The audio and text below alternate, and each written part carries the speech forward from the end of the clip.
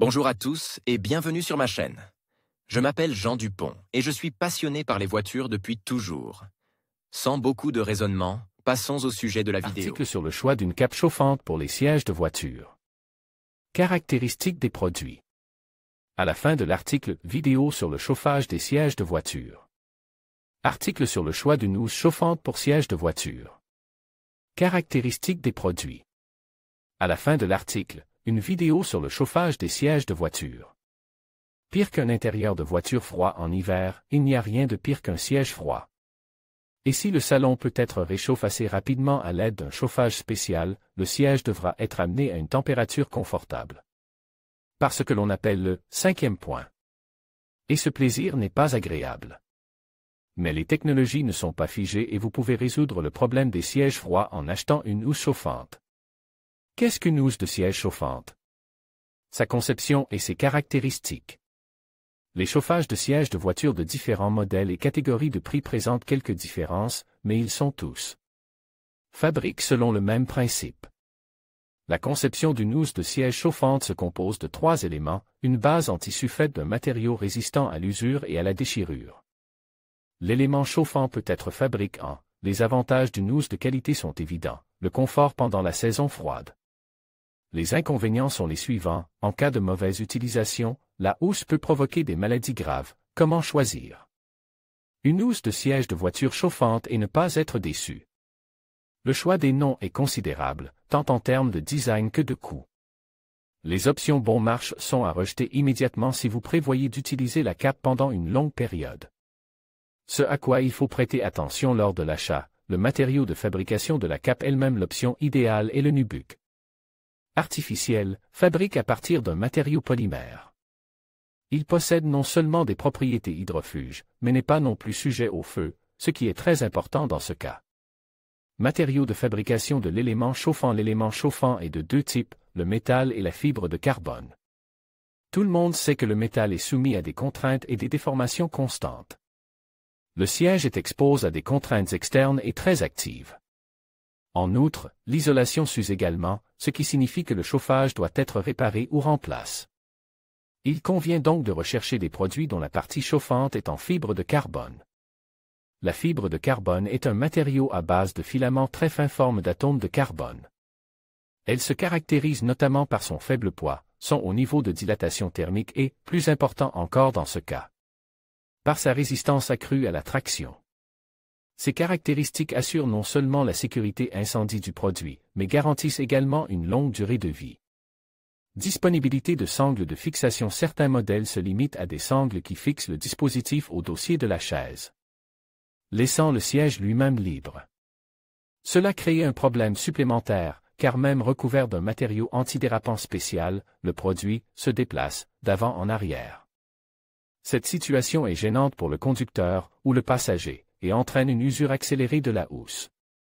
C'est pourquoi il est conseillé d'acheter une housse dotée de clips spéciaux non seulement pour le dossier de la chaise, mais aussi pour l'assise. Présence d'un capteur et d'un régulateur de température. Certains modèles bon marche ne sont pas équipés d'un tel dispositif ou sa fonctionnalité laisse à désirer.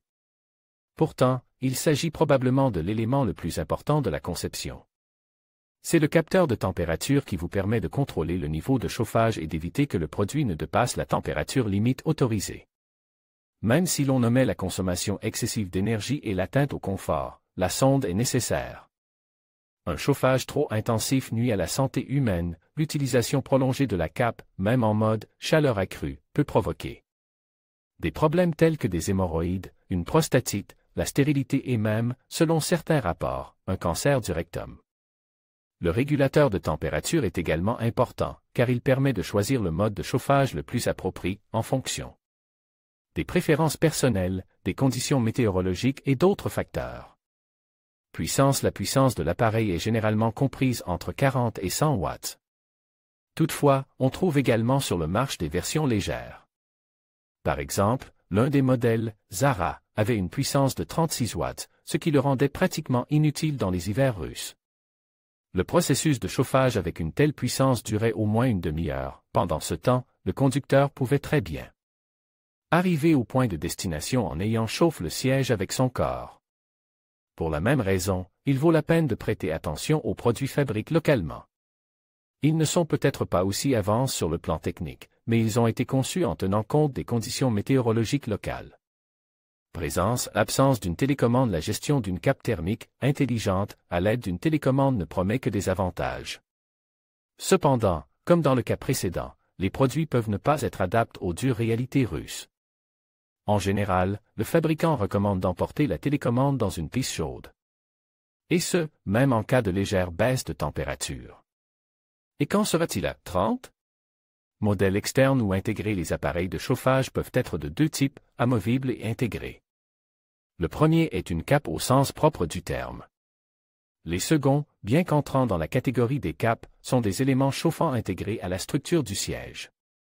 Le principe de fonctionnement et les caractéristiques de sélection des deux options sont similaires, mais le modèle intégré présente certaines caractéristiques qu'il n'est pas souhaitable d'ignorer. Connexion au réseau de bord. Ce type d'appareil fonctionne généralement sur le secteur, ce qui permet de se décharger de la prise allume-cigare, à partir de laquelle la plupart des appareils électroniques de la voiture sont déjà alimentés. L'installation pose quelques difficultés. Pour mettre en place un tel chauffage, il faudra au moins enlever le revêtement du siège, installer l'élément chauffant, ajuster ses dimensions et le connecter au réseau. C'est pourquoi il n'est pas utile d'économiser de l'argent en achetant des produits douteux. Il n'est pas difficile de changer la cape amovible en cas de besoin, mais avec la cape intégrée, vous devrez travailler dur. C'est pourquoi vous devriez vous intéresser au chauffage en fibre de carbone. Ils sont peut-être plus chers que ceux en métal, mais leur durée de vie est beaucoup plus longue. La solution idéale pour chauffer les sièges arrière. Tout d'abord, il est difficile de fixer une cape conventionnelle sur le siège arrière. Deuxièmement, ces sièges sont généralement moins sollicits, ce qui prolonge la durée de vie de l'appareil. Pour les sièges avant, en particulier pour le siège du conducteur, il est préférable d'acheter une version externe qui peut être enlevée ou remplacée si nécessaire. Chauffer le siège de l'enfant. En fait, les caractéristiques du choix d'une cape thermique pour un siège d'enfant ne diffèrent pas de celles d'une cape pour adulte. Le thermorégulateur doit être présent en permanence. Si l'on peut encore risquer sa propre santé, une telle liberté est inacceptable dans le cas d'un enfant. Autre nuance, le matériau de base. Le tissu doit être bien perméable à l'air et avoir des propriétés de conduction de l'humidité. Pour le reste, les exigences sont similaires.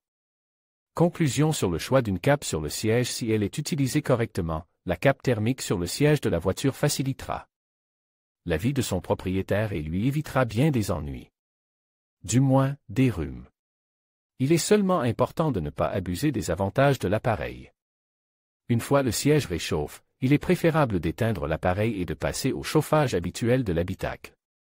Ceci est particulièrement vrai pour les hommes, dont l'utilisation intensive de la couverture thermique n'agit pas de manière optimale sur la santé. Vidéo sur le chauffage des sièges de voiture.